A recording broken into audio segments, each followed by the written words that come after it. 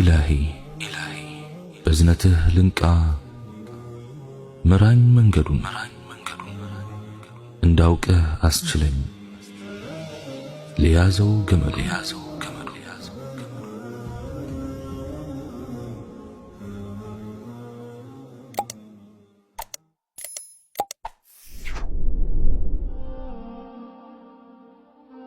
بسم الله. اللهم لك الحمد كما ينبغي لجلال وجهك وعظيم سلطانك، والصلاة والسلام على حبيبنا رسول الله وعلى آله وصحبه ومواله.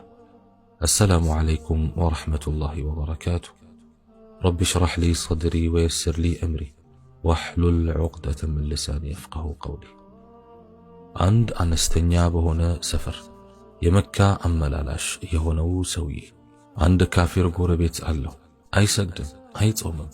አንድ ቀን የመካ አመላላሽ የሆነው ሰውዬ በህልሙ ካፊር የሆነውን የጎረቤቱን ሰው ወደ መካ ይዘኸው ሂድ ተብሎ ሲታዘዝ ያያል።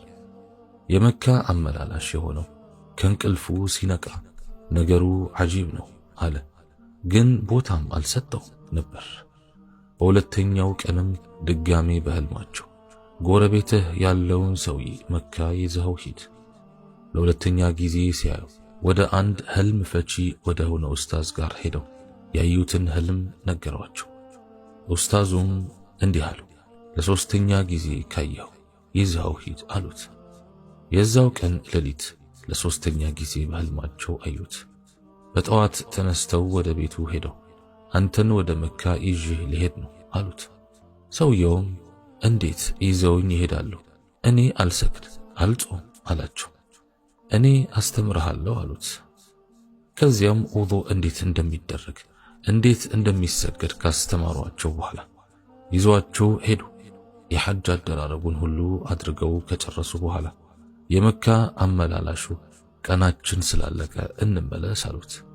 እሳቸውም ከዚህ ሳንወጣ 2 ረክዓ ልስገድ አሉና ወደ ካዕባ ጠጋ ብለው 2 ረክዓ ሰገዱ። ሰግደው ግን ተመልሰው አልተነሱ፣ ሞቱ። የመካ አመላላሽ የሆነው በጣም ተገረመ። ሱብሃንአላህ፣ ይህን ያህል ምን ቢያደርግ ነው መስገድ የማያውቅ መጾም የማያውቅ ሰውዬ በህልሜ ወደ መካ እንድወስደው የታዘዝኩት አሉ። ወደ አገር ከተመለሱ በኋላ የጎረቤታቸው ሚስት ጋር ሄደው ምን እንደሚያደርግ ጠየቋት። እንደምታውቁት አይሰግድም ነበር፣ አይጾምም ነበር። ነገር ግን አንዲት አቅመ ደካማ አሮጊት እናት ነበሩ። ከቁርስ ጀምሮ እስከ እራት ይመግባቸው ነበር። ዱዓ ሲያደርጉለት መጨረሻህን ያሳምርልህ ይሉት ነበር። ሱብሃንአላህ፣ ከቤተሰብ የሚደረግልን ዱዓ ተቀባይነት እንዳለው እንረዳለን። በተለይ ከእናት ከአባት። አላህን የሚያስደስተው የሚወደውን ሥራ ከሠራህ መጨረሻህን ያሳምርልሃል ኢንሻአላህ። اللهم إنا نسألك حسن الخاتمة። الله ሆይ መጨረሻችንን አሳምርልን፣ መልካም ፍጻሜን እንጠይቅሃለን። እናቶቻችን አባቶቻችን በሕይወት ካሉ እንጠቀምባቸው፣ በዱዓቸው እንመረቅ፣ እንፈስ። ወዳጆቼ በሕይወት ከሌሉም ዱዓ እናድርግላቸው። አላህ ስብሓነሁ ወተዓላ ቀብራቸውን የጀነት ጨፌ እንዲያደርግላቸው ከእሳት ጉድጓድም እንዳያደርግባቸው ዱዓ እናድርግ። አባትም ሆነ እናት እንደ ዕድሜ ናቸው፣ ሁለቴ አይከሰቱ፣ ብርቅዬ ሀብት ናቸው፣ ካለፉ አይደገሙ። አትዘናጉ ወዳጆቼ፣ ዛሬ ነገ አትበሉ፣ ይህን ስጨርስ አትበሉ። በደንብ ተጠቀሙባቸው፣ ኻድሟቸው። አንዴ ከሾለኩ ሾለኩ ነው። ጸጸት ቁጭቱን አትችሉትም፣ አትቋቋሙትም።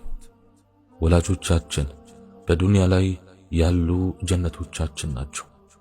ሌላው ቢቀር በየቀኑ በመደወል እንኳን ቢሆን አትርሷቸው። ይሄ ትንሹ ነገር ነው። ወላሂ ልቦቻቸው እኛን ይጠብቃሉ፣ ለኛ ዱዓ ያደርጋሉ፣ በየሰዓቱ ስለኛ ይጨነቃሉ።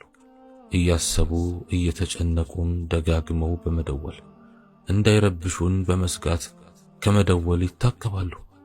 ባሎቻችሁን፣ ሚስቶቻችሁን፣ ወላጆቻቸውን እንዲያስቡ በማስታወስ አግዙ።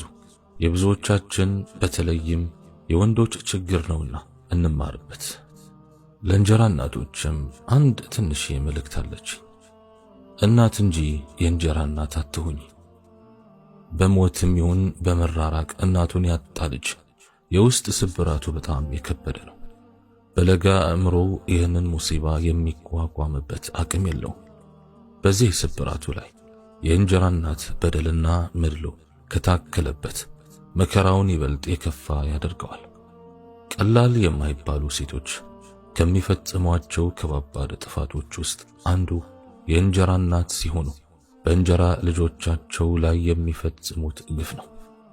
የእንጀራ ልጆቻችሁ ማለት እኮ ልጆቻችሁ ናቸው።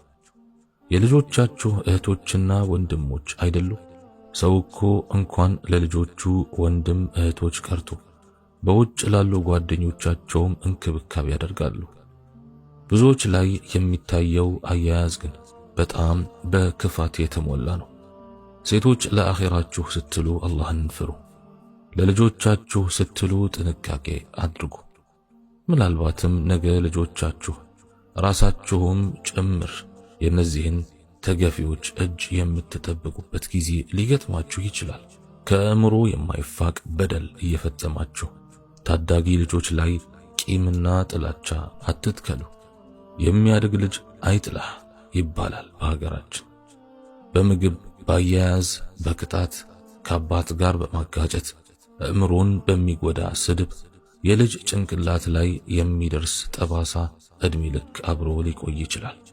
ውጤቱ ደግሞ አንደኛ በልጆች መካከል መራራቅን ሊፈጥር ይችላል።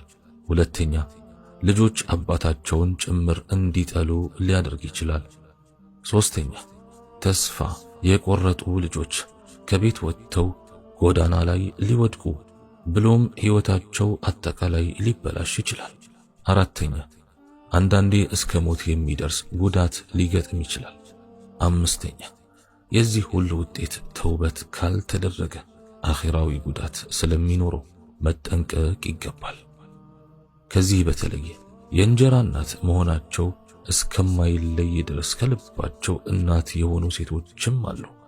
እነዚህ በዱንያም በአኺራም እድለኞች ናቸው። ወላሂ በልጆች የትዝታ ማህደር ውስጥ በመልካም መታወስ ራሱ መታደል ነው። ሙእሚን ሴት ስለ ዱንያ ብቻ አስባ አትኖርም፣ አኺራዋን ታስቀድማለች። ርህራሄ በውስጧ አለ። ለልጆቿም ይሁኑ ልጆቿም ላልሆኑ በሁሉም አጋጣሚ ተምሳሌት ናት። አላህ ዘንድም ተወዳጅ ነች። አላህም በሰዎች ዘንድ ተወዳጅ እንድትሆን ያደርጋታል። ስለዚህ የሙእሚን ሴት ስብዕናን መላበስ ምንኛ መታደል ነው። ጭቆና አታቅም። እንኳንስ በልጆቿ ላይ ልጆቿም ባልሆኑ ላይ በጣም ትራራለች። ስለዚህ አደራ በልጆቻችሁም ላይ በእንጀራም ልጆቻችሁም ላይ በደል አታድርሱ። ትውልዶች ናቸው፣ ከነሱም አብራክ ብዙ ይወጣል። ስለዚህ በመልካም ካደጉ፣ ጥሩ ነገር እያዩ ካደጉ እነሱም የወረሱትን ነገር ለቀጣዩ ትውልድ እያስተላለፉ ይሄዳሉ። በዚያውም አጅሩም ታገኛለሽ። ነገር ግን የተገላቢጦሽ ከሆነ የምትሰሩት ውጤቱም በቀጣዩ ትውልድ ላይ ይታያል። ለዚህም ተጠያቂ ትሆኛለሽ። ስለዚህ ከተጠያቂነት ለመዳን አላህ ስብሓንሁ ወተዓላ በሚወደው መልኩ ኃላፊነትን መወጣት፣ መልካምና አርአያ ልትሆን የምትችል ሴትን መሆን፣ እናትን መሆን ወይም የእንጀራ እናት መሆን። የእንጀራ እናት መባሉ ራሱ ሐቂቃ ስያሜው ከባድ ነው። ስለዚህ በተቻለሽ አቅም የእንጀራ እናት ከመባል ይልቅ እንደው እንዳንደኛዋ እናት ባትሆኝም ሁለተኛዋ እናት ለመባልም ራሱ መብቃት ትልቅ ነገር ነው። ስለዚህ እናትነት ውድ ከላይ የተሰጠ ስጦታ ነውና ተጠቀሚበት። ሐቂቃ በዚህም ስጦታ ብዙ ተጠቃሚ የሆኑ እናቶች አሉ። ወላሂ አላህ ምንዳቸውን ይክፈላቸው።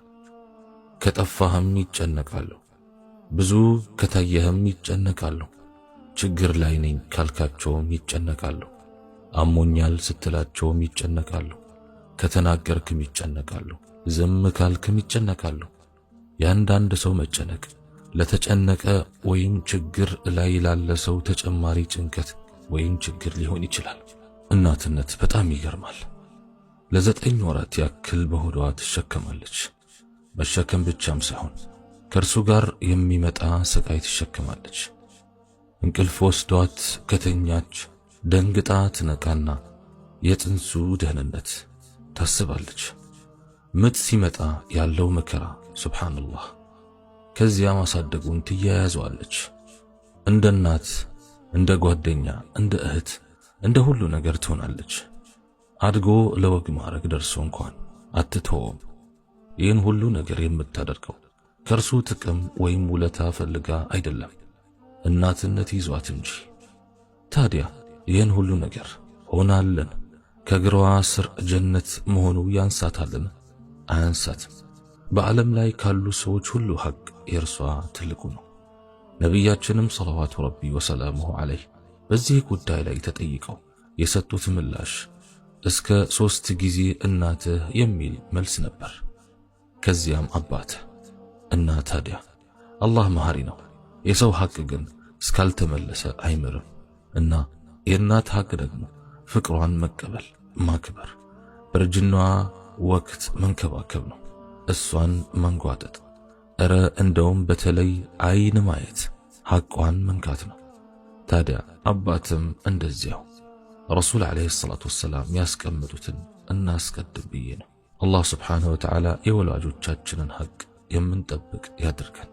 አላህ ስብሓንሁ ወተዓላ የውስጣቸውን አይቶ በሰሩትም መልካም ሥራም ጀነት ይመንዳቸው። اللهم إنك عفو تحب العفو فاعف عنا. اللهم اغفر لي ولوالدي ولجميع المسلمين والمسلمات الأحياء منهم والأموات. اللهم إنك عفو تحب العفو فاعف عنا. اللهم ارحم موتانا وموتى المسلمين. اللهم تغمد روح والدي الجنة وأدخل فسيح جناتك. اللهم اغفر لوالدتي وأطل في عمرها. اللهم إني أسألك العفو والعافية لها. يا الله إنك عفو تحب العفو فاعف عنا. اللهم يا مقلب القلوب ثبت قلوبنا على دينك. اللهم آتنا في الدنيا حسنة وفي الآخرة حسنة وقنا عذاب النار. سبحان ربك رب العزة عما يصفون وسلام على المرسلين والحمد لله رب العالمين. والسلام عليكم ورحمة الله وبركاته.